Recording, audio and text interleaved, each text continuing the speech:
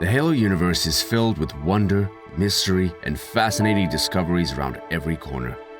With so much to explore, four friends decided it was about time that they boot up their consoles and discuss this universe that has grabbed their attention since childhood.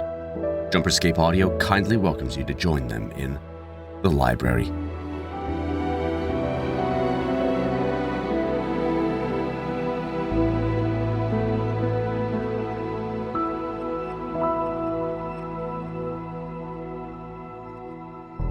Hello, ladies and gentlemen, welcome back to The Library, the show going into Halo lore that's just cool enough that you're sticking around week to week. At least we hope so.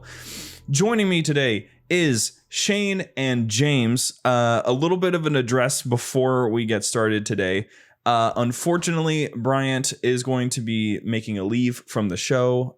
He has decided that it's a little bit of a challenge currently in how things are fitting out in his life currently to be on the show. We understood completely, so we've just moved on past that, and now it's just going to be the three of us going forward. Occasionally, Brian will be making appearances, especially in episodes that he's already recorded with us, but for the time being, it will just be us three. So, before we get started today, how are you guys? I am doing wonderful. Just absolutely fantastic. Wow. Congratulations. a little bit of a polarity going on there. Well, here, let's see if I can ruin your night. Tonight we're going to be talking about the Office of Naval Intelligence. Oh boy. What does that entail? Oh, the horrible atrocities that humanity is capable of doing whenever they have absolute power and the technology to do whatever they want. Wow, that's so crazy. Glad nothing like that would ever happen in real life. No, this is definitely it's not like science fiction is highly rated because it's a commentary on the modern world half the time. Yeah, that'd be ridiculous. It's about cool space lasers. Who would even surely there is no such thing as giant, who would even think of giant rods in space? I think of giant rods in space. Hold on. Welcome to the library. Is not going to be an easy thing to talk about, simply because first of all, their history is spacious, and then once you get to their actual real modern time game era, it's so much. There's so much to them. So first of all, we'll just go all the way back to when they were founded, the original factoid of when they were around, because there's going to be a quiz at the end of the show. The Office of Naval Intelligence was founded in 2178. Do you have an article pulled up, Shane? I sure do. This guy thinks he's me. yeah. I mean, I'm trying, man. I'm trying. I appreciate it. Well, here's the fun part. This is when we actually immediately after this factoid, because I am following the Halopedia timeline, because it probably is the best timeline and it's very succinct. So I'm just following that, so I don't have to worry about going off of my own notes. Which shout out to CIA 391 in the Discord server. He's a real cool guy, really helping us out, figuring out all the facts and stuff. He's our Halopedia liaison, and by liaison I mean he's really high up in the Halopedia tiers or whatever. I don't know. I just know that he edits a lot of them, and he's behind most of the articles apparently, or at least a huge chunk. I don't want to make any other Halopedia editor mad or anything, so I'm trying to pay homage to this guy without making it seem like he does it all himself. So, the Office of Naval Intelligence. He does it all himself. That's what he told us. No, I didn't, James. I didn't say that. So, one of the first things that the Office of Naval Intelligence ever worked on was Orion. That's OG Spartan stuff. Orion didn't really work but it also kind of did. So first of all, it was just overall a failure just because it didn't really like, there wasn't much to it. There wasn't a decent plan involved or anything like that. It was just kind of, let's see if we can increase our combat effectiveness in our soldiers. Let's see if we can get some guys to, juice up a little bit and become awesome. The only one that's really of note, of course, is Sergeant Avery Johnson. We love him. And he's technically a Spartan by relation for that reason. But, yeah, Johnson was, his repertoire after he got injections, the dude is awesome. Like, if you actually read some of the novels that he's in, the dude is brutal. Every single novel that he's in, he gets shit done every single time. Now, correct me if I'm wrong, but he did have some level of augmentations, correct? Or did he not? So, like, this entire thing that I've just been talking about was about, like, Johnson having augmentation. Okay, I'm just making sure. I'm just making sure I'm on the same page. You might be a couple pages back. I'm not gonna lie. He needs literal page because now he's on the Halopedia following along. No. So, Sergeant Avery Johnson was juiced, and he did a lot of cool things after he was juiced. That's the summary of what I've just covered there, just to make sure you're all on the same page. Mostly, yeah, I'm here now. I'm here. Okay. I'm here now. Okay, now. Good. So, anyway, on to their atrocities. So, you know what? Before we get to their atrocities, the meaty bits, the good part. I mean, the horrible, terrible stuff they've done. Oni is getting slowly expanded as time goes on, thanks to the new lore updates. And honestly, I'm a huge fan of that by itself. So they have different sections. I think we might have talked about the sections in the past, but I kind of want to just cover it just to make sure that it's completely taken care of here. So first of all, Section 0. These guys are the internal affairs. So, if something's going on with one of the other sections, Section 0 pulls up, and it's like basically an Oni watching Oni. Although the thing is that all the other sections are aware of Section 0 existing. So they usually just use Section 0 to kind of subvert the other sections. It's kind of hilarious because it just turns into section versus section pranks, basically. Then at that point, who checks Section 0? Like, if Section 0 is keeping all the other sections in check, who's checking them? Well, supposedly you would think it would be either their AI, which they have quite a few of, or at the very least, you could probably say like Parangoski, the lady in charge. Like, she probably keeps an eye on everything. So it's like 0 is made out of some pretty high class Oni operatives. Like, they are supposed to be like the best of the best for that particular reason, for surveillance and strategy and all of that, but it's still Oni across the board, so that's why it's like 0 is a little bit more useless than they should be. Section 1, they are you could probably say that they're all about intelligence, espionage, that sort of thing. They're the ones that would be keeping track of the Covenant, where they're going, how they're moving. They would be the ones that would be evacuating colony worlds if there was time, because sometimes they were just like, it's too late for them, that whole vibe. And then lying to other colonies that it's not the Covenant and it's insurrectionists. Well, actually, that part is Section 3, but we're not there yet. Actually, no, it'd be Section 2. So we are there. It's Section 2, Shane. See, Section 2 is the propaganda branch. That's the guys who are like, no, dude, there's nothing going on out there. It's just quirky little dudes running around being all mean and stuff. We're dealing with them. Don't worry about it, though.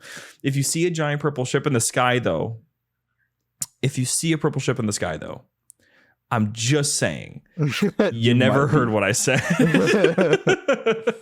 Yeah, it might be too late. Yeah. Insurrectionists, man, look at their new technology they got, bro. And it's not like anyone who got visited by the Covenant could like come out and be a whistleblower and be like, hey, there's aliens glassing our shit, not people. They're lying because the Covenant didn't take prisoners despite the Halo TV show. Well, we don't really talk about the TV show. We don't really need to, per se. Although we're going to eventually. And by that, I mean we already did. How so? Totally didn't already do it. Yeah. But, it was one of those special episodes. You will listen, listener. You'll understand why we have to work ahead of time sometimes once we get to the future episodes that we've been doing, because we've had some folks on our show, and the Halo TV show episode. The Halo TV show episode comes out in like 8 weeks, and I'm very excited about it coming out because, man, it's a good episode. It's still kind of freaking me out though that it's 8 weeks away because we recorded it probably. I want to say we recorded it probably like 5 weeks ago. Say about a month and a half. About a month, which is kind of nuts to think about because it really does feel like it just happened. It just happened. Yeah. No, I agree. Time flies when you're having fun. Yeah. Although I'm still waiting to hear back from our most recent guy who reached out to us to ask to be on the show. He's just very busy doing, I guess I could probably describe stuff it and things. with like vague stuff. He's working on an animation. He's working on an animated. I don't know if it's going to be a show or if it's just going to be an extended short, but he's very busy. And so what that means is he responds to the email. He messages me on Discord, and then he never replies to me ever again because I guess he just gets so busy that he actually doesn't see my notifications pop. So I'm just continuously sending him updates as a way of being like, hey, this is the updated topic list. Hey, we're still waiting. Hey, I send one every week. I just try to keep up on those things. It's a good time. But hey, speaking of keeping up on things, Section 3. Section 3 that's the Spartan one. Spartans, though, it's kind of hilarious how Oni treats Spartans because, their whole shtick was like, oh, we're going to send you out to kill other humans. And then they're like, Halsey, you rotten bastard. You wanted this. So this is the division as well that, went in, stole the children and then replaced them with copies that would eventually meet like a tragic fate so their parents wouldn't like really think about it or anything like that. That did happen, if the clones actually died anyway. Right. Well, so, okay, kind of backtracking to Section 0, you said Section 0 is the one that, checks everything. Did they know about all that stuff, or were they, like, opposed to it? Were they in on it and just let it happen? They knew every time. Like, every time something like that. Like, there were a couple times where a child would... So there were two different things that could happen. One, the child doesn't die. If the child doesn't die, that's fine. It's not like they're going to go and take out the kid, like... they have some morals, okay? Some. They're there. Very, very little, but they are there. They were supposed to die anyway, but they didn't, so it's not like they're going to go kill them now. Jeez. It's just funny because, like, describing Section 0, it literally says, in charge with rooting out and eliminating illegal programs. They quite literally have to eliminate themselves. It's just like... It's just funny that there's a section like that exists, and then they're aware of, kidnapping children and replacing them with a clone copy, so the family doesn't bat an eye that their child is not getting pumped full. Their actual child is not getting pumped full of chemicals and augmentations that may or may not survive to go fight aliens light years across the galaxy. It's just. And so their parents just have to deal with, oh, my child has a mysterious illness and he'll die, and they'll be confused for the rest of their lives and likely never recover. It's just that simple. It's simple. If you think about it, it's so simple. But that's the thing. There was another outcome that's, I think, much worse. The other outcome is, the kid lives, and then the Spartan finds their clone. Oh my God. That is has horrifying. Happened on multiple occasions. Like, that's not like it was rare, but it's happened multiple times.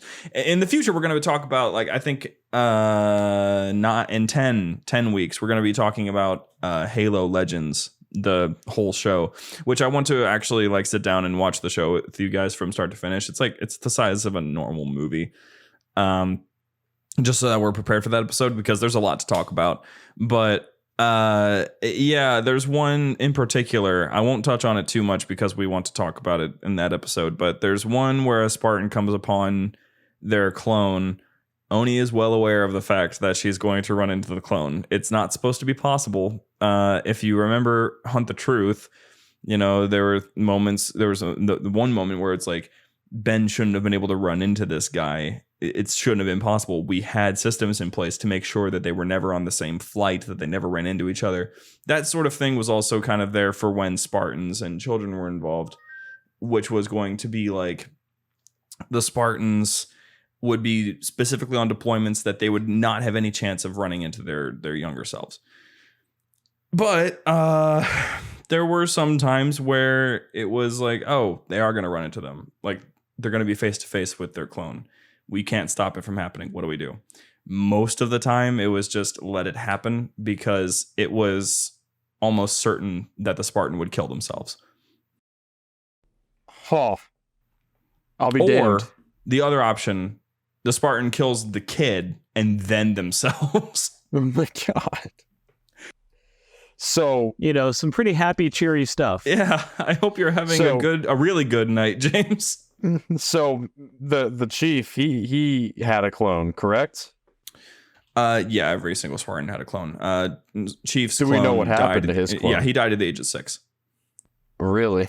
Yep, dead. That Under actually, what As in most circumstances? clones. the circumstances of his body just started deteriorating. Ah, so Most of it, they were designed to die. yeah. I figured, but like, isn't there like something like completely other than that, like, you know, deteriorate, like, can't like certain crazy things happen to them as well, like planned events by Oni to kill off the kids? Yeah, that was honestly too much. They basically just opted for the clone would eventually experience total organ failure. Ah, okay. So they had like an average lifespan of like 1 to 6 or 7, and then like they would just... could not live past the age of 7. The only chance that they had is if, and it's very rare because you had to have some pretty darn good doctors, but it was possible for a doctor to save the kid's life. Wild. Yeah, because basically, like, the doctor would have to identify where the disease is coming from, because it is more like a disease than anything else, and then centralize it, isolate it, and then it can't spread throughout the rest of the body, which meant that most of the time, the clones that lived would end up with a disability of some kind. Most often, it was they would lose feeling in their legs. They would need wheelchairs.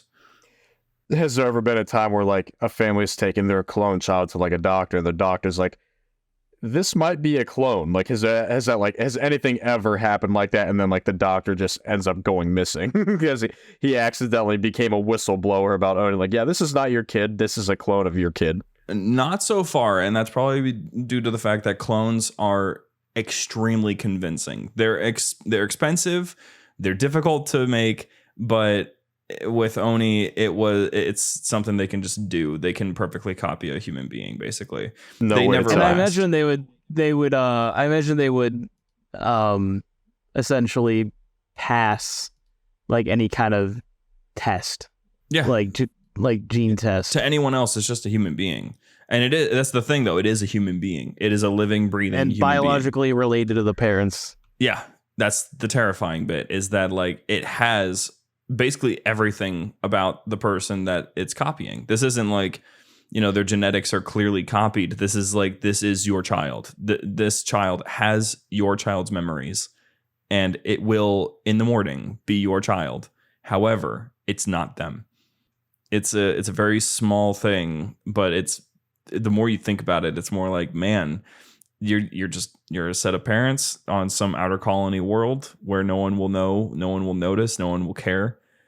Your kid is just suddenly sick, and in like a month, your kid is effectively just a corpse, like just a living corpse.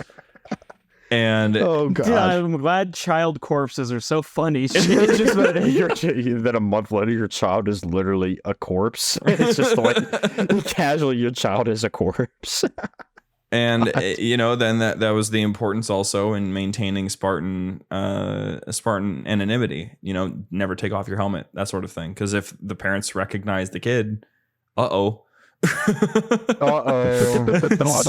that has never happened. Someone's disappearing. Yeah, but anyone who has ever recognized any Spartan never happened, except for Hunt the Truth.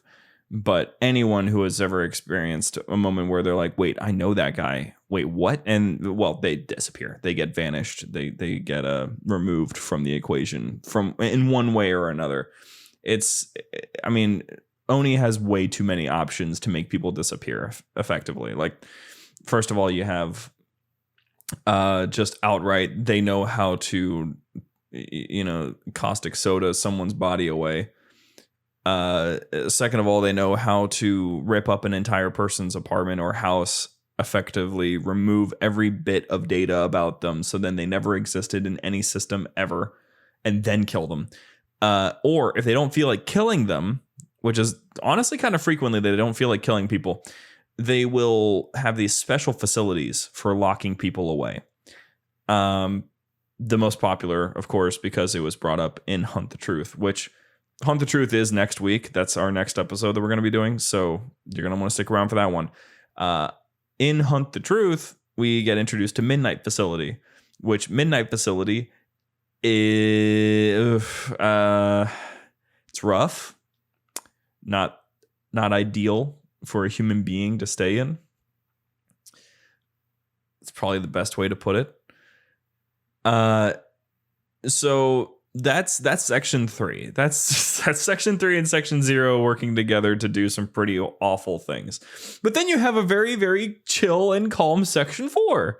Section 4 is literally just they go and check out new worlds and try to see which ones are good for colony expansion. That's it. That's all they do. Like, I like this world. This one's neat. Wait, Midnight Facility's in a freaking asteroid? Yeah. What the hell? Yeah, this picture on the Halopedia that goes along with it, very charming, helps with the aesthetic. Are you talking about Benjamin Giroux with the bloody glass and stuff? Yeah.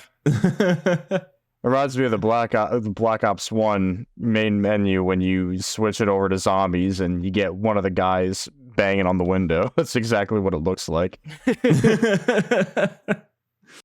Ben Giroux is not he's not in captivity because he knows too much. He's hiding from the zombies, but they're breaking in, so he needs help. It's kind of messed up now. Ever since I listened to Hunt the Truth for the 7th time, I can no longer experience anything that has Keegan-Michael Key in it without being like, it's him. No, literally, we were at the Football Hall of Fame enshrinement, and he was hosting that year, and you sent me that there's that joke, and I couldn't stop thinking about hearing him be like, John Madden, he was my hero. He should be everyone's hero. Getting dragged off the stage by Hall of Fame officials. Wait. I will not be silent about this. Gosh. Purpose of Midnight Facility is to make high asset prisoners disappear. Are we talking insurrections, Covenant, both? Anybody. Anyone that is deemed a threat to either humanity or, more commonly, the office itself. So it could literally be just like an average citizen that has dirt on Oni and there's we need you gone. Benjamin Giroux. Yeah, that's essentially what Ben Giroux is. Oh my god. He's just a guy. He's a journalist. That's all he is. That can go from Covenant, banished, insurrections, or just an average Joe who just happened to be at the wrong place at the wrong time and sees something he wasn't supposed to.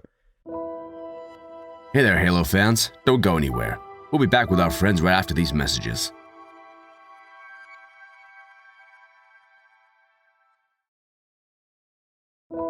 From what I'm reading, it seems like it. I'm seeing a few things on here. It's just you're gonna disappear without a trace, and no one's ever gonna find you. And it's pretty, oh my god. Because it passes as just a prison, but it's more than a prison. It looks like it was more or less just to execute, it almost looks like just execute people, just find somewhere to kill people off. It's not even that, though. Ben there's no plan to kill Ben. There's just holding him forever. Its own security force. It has its own security force. I can't find the name of the security force. Is there a name for it? Any station in Oni's possession, they have everything covered. There's no gaps in Oni security. You either have to puncture it or you have to have someone on the inside. There's no way to get through Oni security. It's simply impossible. So for everything that they ever do, because we don't even know all the stations they have, we don't know all of the information they have, we don't know where they source half the things that they do. They just can do pretty much all these things, and it's because of reasons that we don't know about just yet, which I'm okay with never knowing, honestly. I've kind of thought about it. And oh my god. Kind of there was a doctor that was sentenced to this facility because she allowed Julim Dama to escape from an Oni research facility. Trevelyan? I think that's how, I don't know how that's pronounced, but yeah, she got thrown there just because Julim Dama escaped. That's pretty shitty. I mean, I get it, but like, what are you gonna do if a bunch of aliens just come kick your door in, start blasting lasers, and say, we're taking Julim Dama, and you're gonna do not a damn thing about it? Like, what are you supposed to do? What are you supposed to do? I would imagine you let them take Julim Dama. Exactly, and that's what happened. Midnight facility. That's just wild. After a terrorist attack on Earth, Gek Lar was detained and interrogated at... Who is Gek Lar? Hold on. I gotta read into this. Gek was in he was in Spartan Ops. He was the guy. Oh my god, he was. Yeah. I just hovered over the name and I'm looking at... He's the one that kicked the shit out of that Spartan 4. Yeah. And then he got lucky. He was detained and interrogated at Midnight facility, but he managed to escape. That's pretty... How do you escape something like that? Is he the only one? It probably be a Chad. warrior. Chad, warrior. How do you escaping something like you're in an asteroid? How do you? It's leave? much easier to do when you're not a human being. That's a simple way to put it. I'd imagine, but God, if it's as. Do you not remember Gek? Gek was kind of baller. No, I have, yeah. Aside from that one part where he blew up all of his friends. Oh my god. He was baller until he blew up his friends. Then he might have crossed the line. Oh gosh. Wild. Okay. So pushing forward, because we have just a little bit more to cover for the rest of Oni. We have subdivisions and all that, but we're not going to really worry about those guys because they're just, they're subdivisions. They're just part of the sections, but doing more specific things. So Oni security, that's what you were talking about with the stations. Those guys are pretty much just Marines. They volunteered. Either they volunteer or they get recruited. They're soldiers. They're normal soldiers that are specifically tasked to Oni. So you could consider them special forces if you want to, but ultimately they're just soldiers. They're just guys. There's probably the coolest aspect of Oni is definitely going to be their military units, just because Oni is not really commonly there for military stuff, but when they are, they have some pretty cool stuff to use, some pretty neat toys. Oni Mantis and Oni Wasp. My true loves from Halo 5. The best part was the vehicle variants. The Oni Mantis and Wasp. The Oni Wasp was the only. Oh yeah, Oni Wasp was the only Hannibal Wasp was good, but the Oni Wasp was dude, the Hannibal Wasp always made me mad with how it was a grenade launcher instead of a rocket launcher.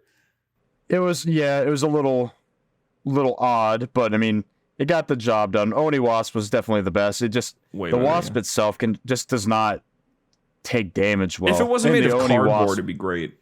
Yeah, no, 100%. But I'd rather just have the Hornet back. See, when I'm thinking of iconic Oni ships or any vehicle whatsoever, I'm always thinking of the Prowler. You ever seen them things, Shane? They're pretty snazzy. Look up here, Shane. Look up the UNSC Aladdin. Ships and vehicles Prowler, point blank class Prowler. That looks Baller. It is attractive. It is one of the coolest ships that the UNSC has, and they're basically exclusively used by Oni. Yeah, that thing doesn't look human. It looks like something the Banished would pull up on you in. It's wild. All blacked the out, things some that red Prowler lights on can it. do. Well, this is a good segue. Speaking of an Oni Prowler, it does look like an alien ship. That's why they disguised it as a Jackal pirate ship and shot at the Sangheili fleets. I'll be damned. When they were fighting the Covenant. James, you Makes seem sense, to know. You seem to know things that I don't this time. So feel free to dive more into that because I didn't know that part. So yeah, the Shadow of Intent was heavily damaged by an Oni Prowler. Obviously post-war during the whole let's genocide the Sangheili secretly thing that Oni was doing. Poor guys. There's not much else to it. They just did that. Using a Prowler. I mean, Yeah, Oni, that's pretty cool. it checks out. I mean, Oni was like, I already know that if Brian were here, rest in peace, he would absolutely be pointing out, because it's Kilo 5 stuff, he would be pointing out that with Oni, one of the biggest things about Oni was that post-war, their primary goal, one of their primary goals, was to ensure that the Sangheili population never unified. That was their actual primary goal with the elites, was like, if they unify, they still have enough power to run a significant risk against humanity. We need to make sure they are constantly in a state of civil war, and also we need to come up with a plan to genocide them at any time. And so they came up with a bunch of different options for just genociding all of them, but for the most part, they just made it so that the elites were constantly in infighting, and part of that was using that Prowler to open fire on the Shadow of Intent to make it look like it was another elite ship that attacked it. Jackal pirate ship. Sorry, my bad. I'm so sorry. I don't play these games. Brother. Now, it should be noted, though, Oni is not always that good at cleaning up its own messes. Ever. In fact, one of the most famous f***ups you could probably find from Oni's repertoire was the one time that, I don't remember the guy's name, but it was a high-ranking officer in the Office of Naval Intelligence. And it was like his father or something was an insurrectionist. And so he signed on to the Office of Naval Intelligence, worked his way up the ladder to a commanding position, very high position, convinced 3 Prowler crews to secretly work for him. And then when the time was right, he stole those 3 Prowlers. God. And Oni was like, oh, Oh, no. Not the Prowlers. Oh, oh no. That freaking meme where they're just like, no. That's basically what happened. That moment I don't remember what book it was in specifically. I know it's in one of the Master Chief stories. It might be in Silent Storm. But it was like, oh, that's bad. Oh, that's not good. Because, dude, I mean, it was just a guy who is now an insurrectionist, revealed to be an insurrectionist.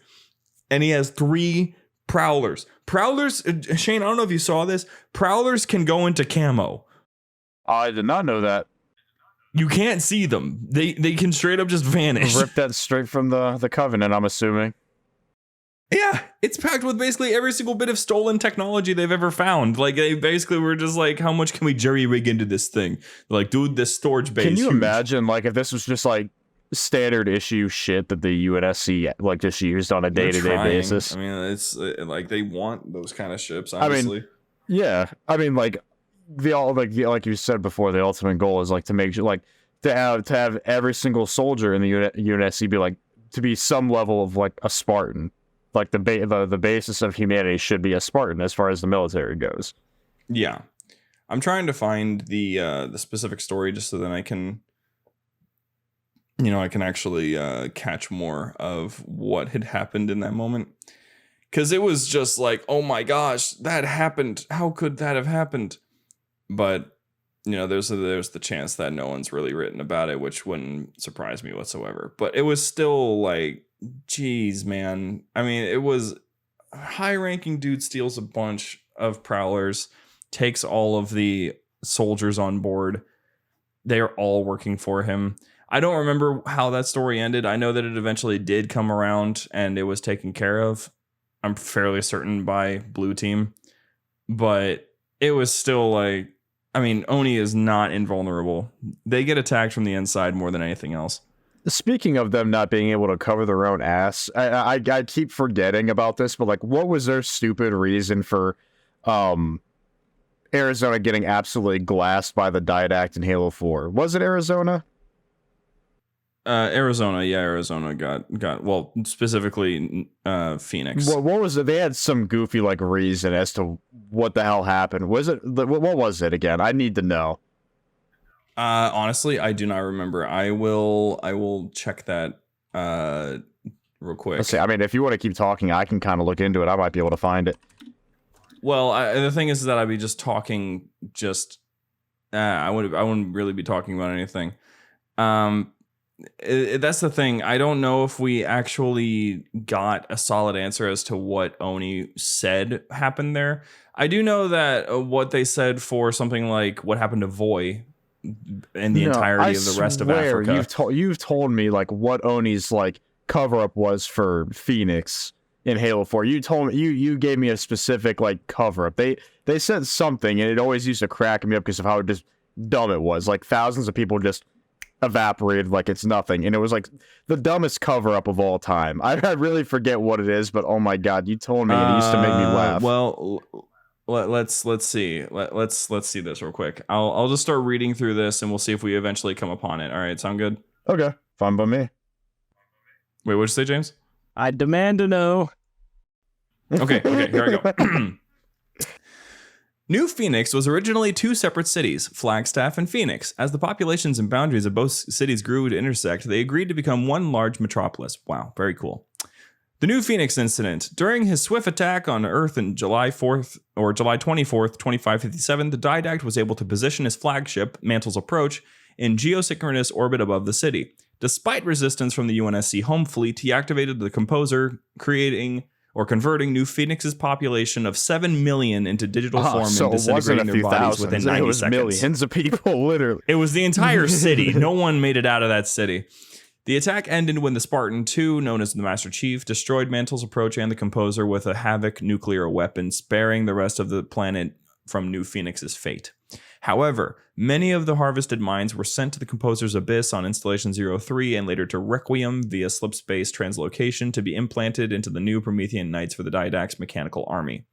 Not long after the attack, the Didact's Covenant followers opened slip-space portals in an Oni base located in the city through a Forerunner device Oni had been studying there. Again, with these guys and their stupidity.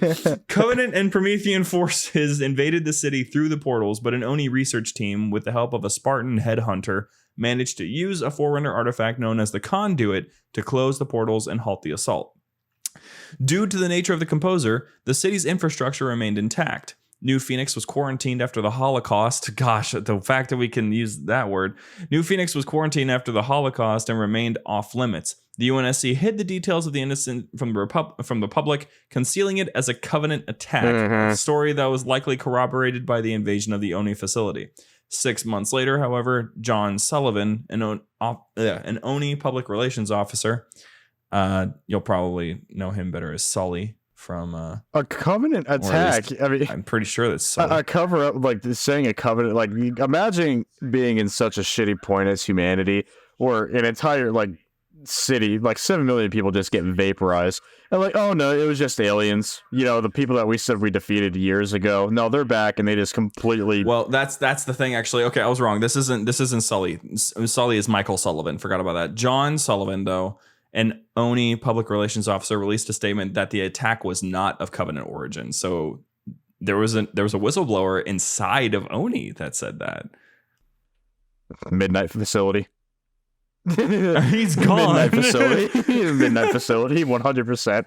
On March 24th, 2558, 8 months after the attack, the city's quarantine was lifted. Dr. Ruth Sherray, president of the United Earth Government, presided over New Phoenix's rebirth ceremony. Spartan Tadra Grant accompanied Spartan Gabriel Thorne as he returned to the city and visited his family's home. So Thorne got to go home eventually. It's just funny. They quarantined His the family's city home just so with they no could just family inside of it because they got disintegrated. I was gonna say they quarantined the city just to vacuum up all the ashes on the ground. Gosh, I'm just picturing like a shop vac sound. Hey, listen to this thread I found on Reddit. This is actually really funny. I found this while you were reading that, Austin. The thread: did Oni cover up the composing event on Earth during Halo 4? Some guy below that, his name is Anonymous Oni, and he has an Oni logo in his profile picture. It says, "What are you talking about? There was no composing event on Earth. That was a terrorist group who used a biological weapon on New Phoenix." Wow, that's so funny. That's so how funny. dare you insinuate that something else may have happened? That's so funny. It's probably like they probably felt a little justified saying that after what happened with the plot of Halo Nightfall, where it was like the Sangheili somehow found a biological weapon. And then hear this: the most liked comment on the thread is only 5 words. It was a gas leak. It was a gas leak. the entirety of New Phoenix, 7 million people gas leak. Gas leak from an elementary school, 7 million people. Honestly, I saw what happened in New Phoenix. When are we gonna fix the climate? Oh goodness. Alrighty. You know, like this should be the sign. This should be the thing you people needed, but now New Phoenix is gone because of the climate change. I'm just saying, because like, dude, it just got way too hot in Arizona. That's why everyone is literally ashes. You know, everyone decided to step outside because they wanted it to be there. Like, no way, the sun's vaporizing people today. Then they went out there and boom. I can imagine just opening the door, just you're gone. Just straight up, you walk out.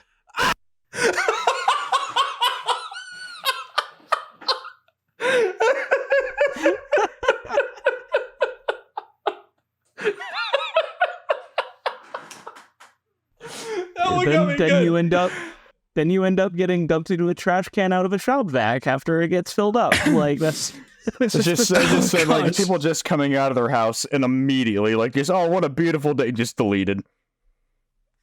Literal children being born and getting spawned killed by the composer. Now hold on, what happens when the baby's consciousness is translated into the night? Does the night behave like a baby? Is it a baby? Is it a baby? Now, okay, unrelated question. Okay, so we are straying Avengers, off topic. Snap. Okay. The snap happens, Avengers. Okay, baby disappears, mom doesn't. Oh my God. What happens when everyone comes back? Oh my God. I don't like this. Okay, you said baby disappears, mom stays, baby right? Baby and tummy disappears. Mom's still there. Okay, so they reverse the thing. Does mom just go back to being pregnant, or does she like explode? No. Okay. Okay. So here's the thing. I think we're not taking into account the fact that if we're talking about snapping, you will return based on what we saw. Okay, I know that I'm pulling out some pretty niche things here, but in Hawkeye, you saw that you remained in the exact same location when you got snapped. So this means there would just be a bunch of developing babies just plopping onto the ground out of nowhere. Oh, that's even worse than I imagined. We need to stop this. This is too much. But no, here's the funny one. Okay, here's the funny part. Just picture how many people got snapped mid-flight between locations, and then suddenly they just that is not the plane just vanishes. That is not the direction I thought you were going. Can you imagine the amount of people that got snapped mid? I'm like, oh God, mid what, Austin? Mid what? Oh my! No, but like for real with the aircraft one, like you're in mid-flight and you get snapped, and next thing you know, the plane is gone and you're falling. Yes, you come back and you're just like Yeah, like thousands of feet in the air. Oh. Like, congrats to Something tells me congrats to they the didn't people. think of everything when it came to the logistics of this. Well, no, of course not. I mean, it's just like trying to bring in time travel. Time travel messes up everything. Because okay, real quick. I've been thinking about this a whole lot, so I just want to kind of get this out before my brain explodes from just overthinking it so much. Time travel as a plot device is cool, but it never works because if you go back in time and you change the future, that doesn't work because you've already done it. There is no time where you went and changed the future because that's just the future now. It never happened. So the future has always been the future that way. But it was different before, but now it's not because you changed the future. So now you never went back and did it, but you also did. You see what I'm saying? Like, yeah. No, But not remember when really. I there's- don't. You lost me there. You really did. You get it together, Shane. Okay, like No, I'm sorry. That was going in so many different directions. I couldn't follow. I'm like, about to have a stroke. Oh. I forgot what I was going to say. Get it together, listen, James. Listen, I'll try to say this simple. I'll try to say it even simpler for you, Shane. Basically, you can't go and change the future because you've already done it. Okay. That's what I'm follow. saying. If you have a movie or a show and the plot is like, oh, we're going to go back in time and change it. Well, you can't do that. You already did it. That's kind of How why did this happen? it's sort of easier to see how it works with Avengers because they do their best to not intrude on anything except for like the whole thing of Loki getting away and sparking his own popular TV show, which was his plan in canon. I do like that it immediately went wrong. It was pretty cool, yeah. Time travel. So yeah, that's partially why a lot of people just kind of stay away from the whole time travel thing. I mean, that was the really big mistake they made with the stage play sequel to Harry Potter with The Cursed Child, where like most of it is just nostalgia bait using the time turner to go back in time. It's so dumb. It's really dumb, especially since that's not how a freaking time turner works. Anyway, so Halo will never go in that direction, though. I don't think so, because we already have some form of Who time knows? travel going on. You have methods of time travel that exist, but they're not quite. Touches on it very briefly in Halo Infinite. The longest time jump that I think has ever happened is like 3 weeks. There was a 3-week time jump where a UNSC ship was able to jump 3 weeks into the past. I think, if I remember correctly. How long was Master Chief was a few days, wasn't he? Or was he like a few? I thought he was about a week, wasn't he? Or was it like 3 days? I want to say it was like 3 days actually. At the end of Infinite, when he was inside the ring and he came back out, and Fernando was like, "Oh, I haven't been able to find you. Where have you been? You just popped up my radar." And Cortana was like, "Oh, we've managed to go blah blah blah X amount of days into the future." So I mean, he did it too, unintentionally, but he did do it. Yeah, that's true. Yeah, there's all sorts of very interesting things happening in that realm. It's a very strange sort of. That's what I was right. Hold on, I just found it. The first instance of any time travel happening was in First Strike. That's the novel that is what takes place immediately after Comedy Evolved, where Chief and the survivors of the Battle of Installation 04 end up going 3 weeks into the past due to a Forerunner slip space crystal. Pretty based. Yeah. Well, we got to get more of those. So stuff just kind of happens like that. There's no real good explanation. It just time travel is mostly just an accident in the Halo canon, which I'm okay with because, like I said, time travel just causes a whole lot of just you can't. The only way that I know that time travel would work, and I've discussed this many times with a couple other people who think way too much about how the time-space continuum works in physics and all of that. Technically, if we were to ever master time travel, you would only be able to realistically time travel into the future. You would never be able to go back to the past. It's rough, but that's just the way it is, buddy. I'm sorry. So anyway, that's basically the gist of Oni, though. There's many details to go into, but since we're going to be here for a while, probably. At least, we all hope so. I hope you hope that we're around for a while. Well, we got a lot to cover. and we have a lot of time on our hands to do so. So we're going to probably come back to Oni eventually, but we got all our other topics to deal with first. I just know that I want to go back and talk about Oni specifically, talk about Parangoski and her subsequent replacement, Sarah Nosman. They're both very cool. I want to talk about them a lot because they're really cool. And aside from that's Oni. Any final questions, class? No. I am good. I don't have anything else. I'm saving anything I have. I'm just gonna throw out during the after show. Sounds good. Speaking of the after show, you can join us on the after show starting up here in a bit on patreon.com/JumperScape. That's JumperScape. I'm sure you were following along with that. You can join us over there. We're going to just talk. That's usually what Terminals is, because you access Terminals and you get random conversations happening that somewhat seem related to what you're doing. That's the whole that was like the whole pun. I'm sure you figured that out. Jeez. So anyway, we're going to be heading over there. But if you want to join the conversation that's happening live every single day, you could go over and join our Discord at discord.gg/JumperScape. We're talking there all the time, having a good old time. Although I couldn't help but notice that you guys never freaking talk, Shane and James. Huh? Well, I have a whole Discord filled with people who want to hear your voices and hear from you. People are talking. There were people talking tonight about playing Halo Infinite tomorrow, and they want us to join them. And you don't even see them. What's Discord? What? James.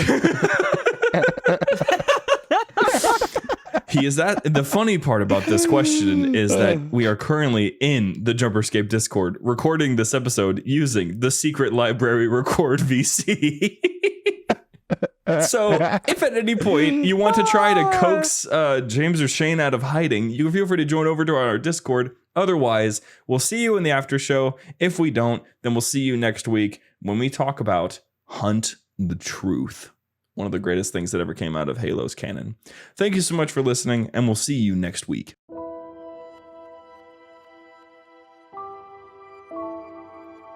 The library was produced and published by JumperScape Audio. Funding was provided by our fantastic patrons on Patreon.